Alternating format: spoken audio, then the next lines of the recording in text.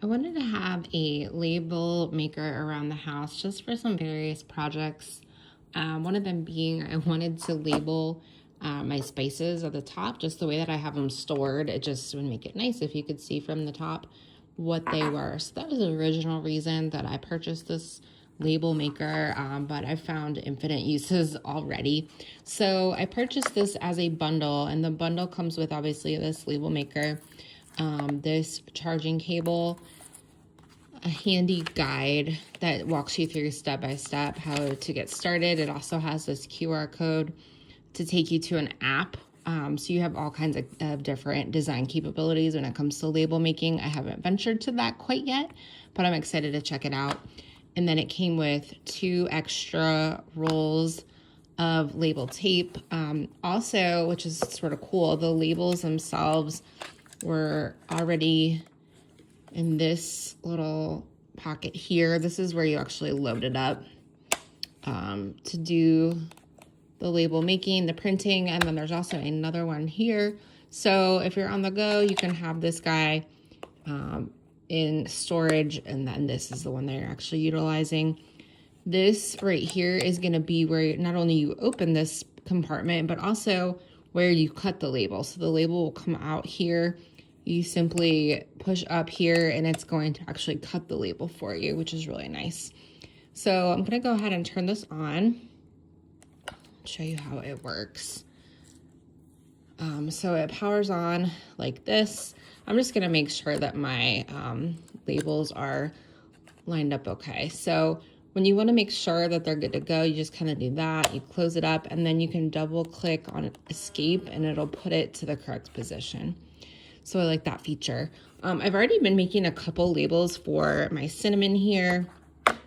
I have this one, it's kind of in all lowercase font, kind of small.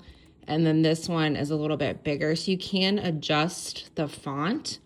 And you can also print multiple lines. This was for something else I was working on, but 2-line printing. This one's all capital. So you have the option to kind of play around with that. Here's all uppercase capital letters there. So basically, this will show you here if it is going to be uppercase, lowercase. You can switch between cases. So now I went to lowercase, and I am going to just do ground cinnamon. So I put ground, and then if I hit enter, it's going to go on to a new line. So lots of flexibility with just the way that you want to format your labels. I'm just going to do it this way.